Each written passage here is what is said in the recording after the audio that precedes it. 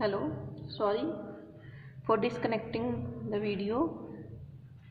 तो हम क्या बात कर रहे थे? ब्यूटीज। ठीक है, beauties of the poem. Poem की जो क्या है, ब्यूटी दिखाई गई है, सुंदरता किस तरीके से दिखाई गई है, आप ये वाला पढ़ोगे, इसमें आपको मिल जाएगा। ठीक है, page number 267। Okay, page number 267 पे आपको ब्यूटीज ऑफ द पोएम दिख जाएगा।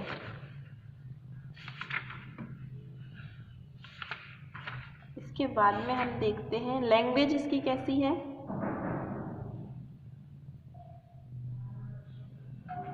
Language is simple,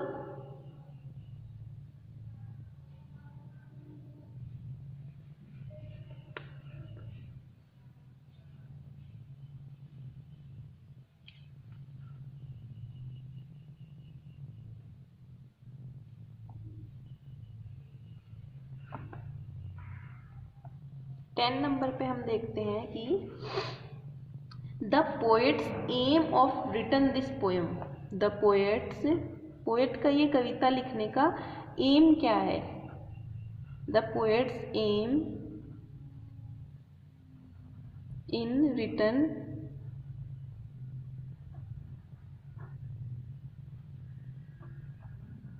this poem. ठीक है, ये आपको मिलेगा 275 number. What does the poet's aim of the written this poem? तो इसका आंसर है the poet's mocks and tendency of the modern man to be up and doing without any concern about the consequence of this thoughtless action. Aditya points out this poem of the opposition between thoughts and action. ठीक है, ये आपको समझ में आ जाएगा यहाँ पे page number 275, question number 7। Okay, आगे हम देखते हैं कि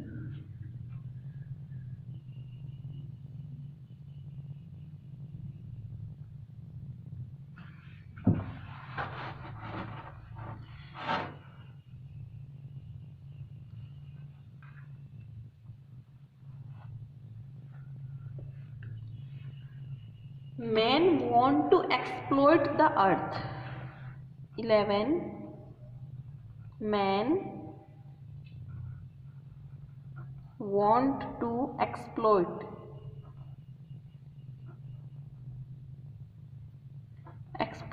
the earth। मनुष्य जो है वो क्या करता है? पृथ्वी को नष्ट करने में किस तरीके से भागीदार है। ठीक है, अर्थ, वाटर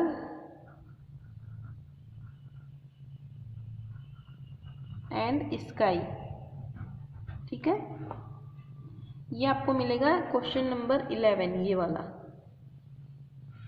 इसका आंसर आपको मिलेगा 277 पे। ठीक है, ये वाला। तो 277 यहाँ पे लिख दे रही हूँ, page number 277।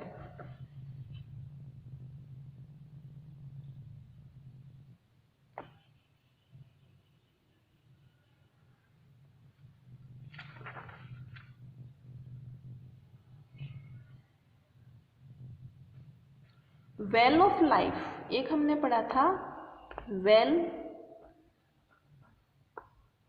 Of life means जीवनदायक कुआं पढ़ा था, याद आया आपको? कि उसमें से वो सब कुछ निकाल लेना चाहता है। ठीक है, क्या बोला था हमने कि speaker advise to man about the well of life. ठीक है, the speaker says to man that he should pull out all the water from the well of life with the help of the rope, wheel and the axle। हमने पढ़ा था कि मनुष्य जो है अपनी जिंदगी के कुएं में से रस्सी और बाल्टी के द्वारा सब कुछ एक साथ निकाल लेना चाहता है। Because he has no patience, because he does not want to wait for the time, so he want that he should pull all of the things from the well of life।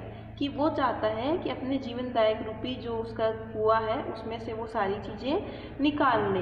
And if he reach the dry rocks bottom, हमने पढ़ा था if you reach the dry rocks button, means कि last जो कोना है, जो last जो उसका छोर है, इट मीन्स कि जब पानी एकदम ख़त्म हो चुका है, जीवन के अंदर से सार जो है अपना वो सब कुछ ख़त्म हो चुका है, but then he should grope for water with the help of grapnel. तो वो क्या करेगा, वो सूखे पत्थर की तरह हो गया है तो तले पर भी पहुंचता है, उसे लोहे के हुक की मदद से पानी टटोलना चाहिए। इट मीन्स कि वो उसको बिल्कुल भी कुछ भी नहीं छोड़ना चाहता, वो सब कुछ निकाल लेना चाहता है और उसके लिए वो क्या होती है, विक्ट्री।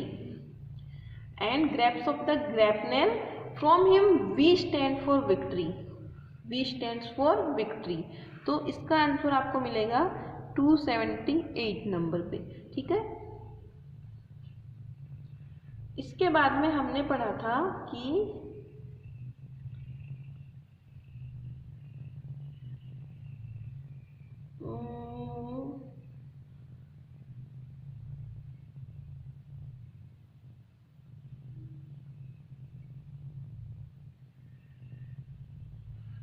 एक पोएम जब हम पढ़ रहे थे तो एक लाइन हमने पढ़ी थी कि एक तो है इसके अंदर जीवन दायक और एक है इसके अंदर सुस्त आदमी, एक तरीके से बिल्कुल, ठीक है। आइडल मैन जो मैंने पढ़ाया था, idle man, IDLE, idle man.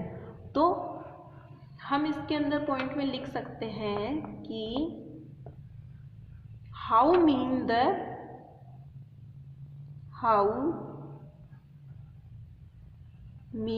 by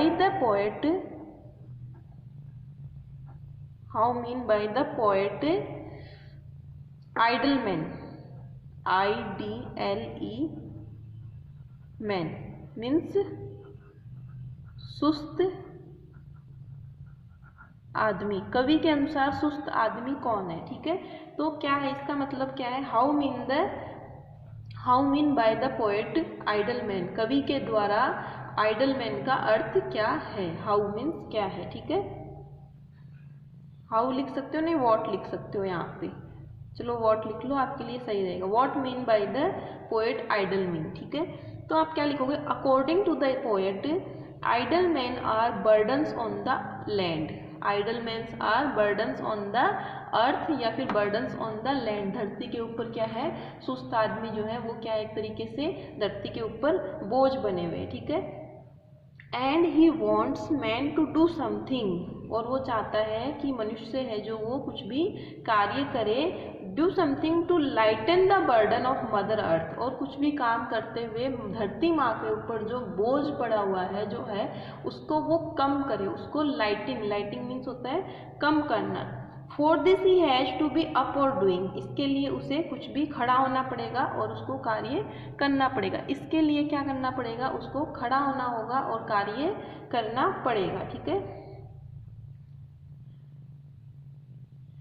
He has to do something about it, he has to do, उसको कुछ ना कुछ तो करना ही पड़ेगा। He says that all this is right, natural and necessary, he say that all this is right, natural and necessary, ये सब कुछ जो है वो नेचुरल है, जरूरी है, नेसेसरी है, क्योंकि मानव का नेचर ही जो है, मानव की प्रकृति ही जो है वो किस तरीके की है, वो वायलेंट ही है। तो इसका आंसर आपको 278 पेज पे लास्ट में आपको मिल जाएगा। इतनी सी मेहनत आपको करनी है कि आपको ढूंढना है कि कहाँ पे है इसका, ठीक है।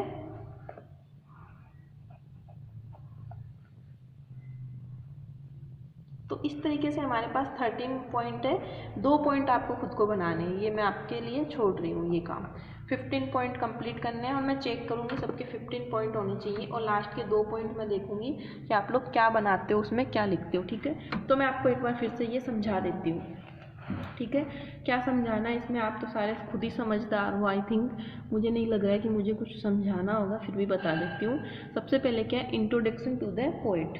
सबसे पहले पोएट का क्या करना है, आपको इंट्रोडक्शन देना है जो मैं आपको बता चुकी हूँ। उसके बाद में अबाउट द पोएम, उसके बाद में आपको पोएम का इंट्रोडक्शन हो गई, थोड़ी बहुत समरी हो गई, थोड़ी बहुत उसकी थीम हो गई, ऐसे करके मिक्स करके आपको बनाना है, ठीक है। फिर है poet MOOCs the nature of modern man. कवि जो है मॉडर्न आधुनिक जो मानव है उसके नेचर का, जो उसकी जो प्रवृत्ति है, उसका जो क्रियाकलाप है, उनके क्या बना रहा है। यहाँ पे मोक्स मीन्स होता है मजाक बनाना या उनको टोंट मार के बोलना। ठीक है, हो गया, ये समझ में आ गया, ये आप कर लोगे। Poet has pointed out the opposition between thoughts and action. Thoughts और एक्शंस के, कार्यों के और विचारों और कार्यों के मध्य जो विरोधाभास पैदा होता है, जो एक मतलब हम बोलते तो हम कुछ है और करते हम कुछ है। जैसे हम बोलते हैं अरे यार किसी को तकलीफ नहीं देनी चाहिए, जानवरों को मारना नहीं चाहिए, लोगों की मदद करनी चाहिए, ये हमारे विचार है। लेकिन हमारे कार्य क्या है, हमने जैसे मैंने कल बताया था कि कुछ भी चीज़ आती है तो हमारे सबसे पहले हाथ में उसको छेड़ने का मन करता है कि इसको ये करें, इसको वो करें। तो इस तरीके के हमारे विचार और जो हमारे एक्शन है, thoughts and action, there these are opposite. तो ये लिखना है आपको। Poet force to do man some violent action. ये मैन है, आप थोड़ा सा ध्यान रखना है इसका, मेरी राइटिंग थोड़ी सी ऊपर नीचे हो जाती है।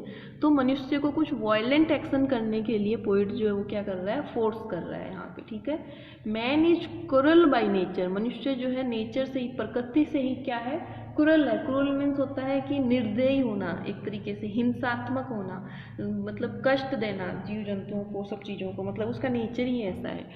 तो उसकी गलती नहीं है। ठीक है, mother earth by destroying, cutting, burning by man. धरती माँ जो है वो किसके द्वारा डिस्ट्रॉय की जा रही है, कटी जा रही है, बर्न की जा रही है, जलाई जा रही है, मनुष्य के द्वारा। Man is a wolf to man. Plautus ने ये कहा था कि मनुष्य एक मनुष्य का ही भेड़िया है, मीन्स कि वो मनुष्य का ही दुश्मन है। Okay, and next beauties of the poem आपको मैं बता चुकी हूँ, 267 पेज नंबर पे मिलेगा। The poet's aim is written this poem. Poem को लिखने का जो उनका एम है, लक्ष्य है, वो क्या है, वो आपको 275 पेज पे मिलेगा। Man wants to exploit the earth, water and sky. ठीक है, वो आपको 277 पेज पे मिलेगा। वेल ऑफ लाइफ मीन्स क्या है यहाँ पे, 278 पेज पे मिलेगा। And what mean by the poet idle man, और आइडल मैन का मतलब, पोएट का मतलब क्या है, वो आपको 278 पे मिलेगा। ठीक है, इस तरीके से आपकी ये पोएम जो है वो फिनिश होती है।